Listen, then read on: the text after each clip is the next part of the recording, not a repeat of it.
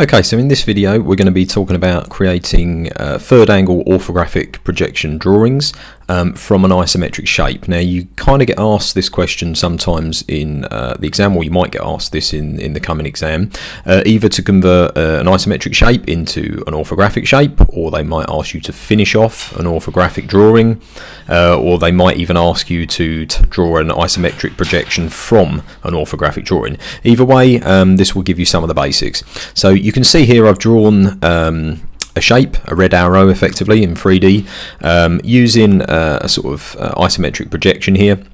So these angles here on this axis and this axis are 30 degrees there. Okay, so it's a pretty traditional shape. It's the sort of thing you'd probably see in an exam if you was given this sort of question. Now what we're going to try and do is to turn this shape into an orthographic projection, which means we're going to show the front, the side and the top as the general three views that we need as a minimum to be able to communicate the shape. Now to look at this completed effectively, I'll just show you what this would basically look like. So I'm just going to open this up again here. You can see on this image here, we can see the front view there, the side view there, and the top view or the plan view at the top there. I'm going to put these side by side so you can get a bit of an understanding as to what we've got in front of us there. So I'll just get that and pop that over there and pop this one over here. So you can see if we look at this shape here, that view there, the front elevation is this front view here. So if I just click that, you can see that that completely represents that. Now we've got a view here of the side. So if we look at it from the side like this, you can see there we go, that side view is the same. And then again, if we go to the top of the shape, that view there is what we're seeing there. Okay, so this shape here, this is what we're going to try and produce. Okay, so we're going to do this on a new file right now. Now if we're working like this, the first thing we're going to want to basically do is have a look probably at the front projection here. So if I have a look at the front projection like this, we can see it just looks like an arrow from the front, and you'll notice in orthographic projection there is no perspective and there's no foreshortening. So what you're seeing is just the front view. You're not seeing a little bit of the sides or the bottom or the top, because you can only see the front face there. So what we're going to do is look at these measurements and have a go at drawing this out. Now if you was drawing this out at home, what you'd use probably is a drawing board and a slide rule and a set square, or you might be using graph paper, or if you're doing a freehand sketch, you'll probably just have a ruler or maybe just a pencil to draw out this front view. But we're going to have a go at drawing it fairly formally, but using SketchUp in this particular case to hopefully illustrate what you'll be doing and the sort of issues you might face as you're going through this. So we're going to start by drawing this. So we can see it's 175 millimeters across the bottom.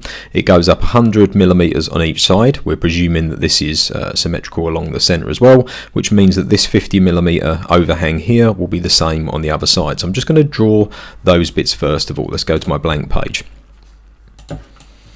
So I get my line tool like this, and I'm going to start by drawing my first upright. We said that was 100 millimeters like this.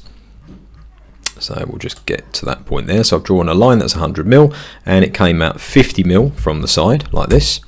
Okay, so we've got one line there, 100 mil, one line there that's 50 mil. So here, if you was drawing at home, you'd be using your drawing board to ensure that these two lines were perpendicular to each other or at 90 degrees like that. I'm just going to draw the bottom. We said that measurement at the bottom, I believe, was 275. Let's just check. Sorry, 175 there. Just check. Always useful to check your drawings. So I'm going to make that 175, and then I'm going to go up and do the same on the other side. So it's going up 100 there, and it's going up 50 millimeters across at 90 degrees on that point. So we've nearly completed our front view there, or our front elevation. What we need to obviously do is work out where this top point is. So if we look at the drawing, we can see the distance from the bottom there all the way up to that top point where the peak of the arrow is there is 275 millimeters. So what I'm going to do, and what you might be doing at home, is to find out where that point is.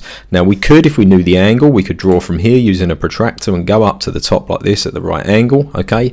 But we could also find the midpoint here by dividing that distance 175 into 2 and finding the midpoint there, and then we can go up and we can type 275 millimeters there, and what we're basically doing here is drawing a construction line. So the construction line is just allowing me to draw this geometric shape a little bit easier. Okay, what I can then do from the top of my construction line there is bring a point down like this, and then bring a point down on the other side like that, and I can always rub away construction lines like that at a later point to kind of finish my shape. So let's just colour this in. There we can see we have our front view there, and you can test in this particular thing, you can see what the sort of measurements that I've been using are there, and we can see that these kind of relate and reflect to the shape that we've got there. So there's all our measurements drawn on there, and I can see that I've done this accurately. So if you was at home, what you'd be doing is drawing this shape probably by hand, but then probably checking or quality controlling your work to make sure that all your measurements are actually correct. Okay, now what we're going to do is we're going to draw some lines out over here, but what I'm going to do is I'm going to draw in the side profile over here. Now if we look, we were seeing the object from the front there. Okay, now if you're drawing an orthographic sketch, effectively what you're doing is you're looking at the side here, and then that side will be projecting, that side that you're looking at will be projected over here. So what you're seeing next to it is the side view like this, and that side there basically represents this shaded area on the side of the shape there. Okay, so that's what we're going to do next. Okay, now firstly, before we get too far ahead of ourselves, I'm going to draw myself a little line, 100mm in this particular case, because this gives me a little bit of a space between this profile, or sorry, this elevation and my side elevation there. And at that point I'm just going to draw a line going up like this from the bottom to the top point of the shape. Now this line here is going to represent the side, the first side of the shape.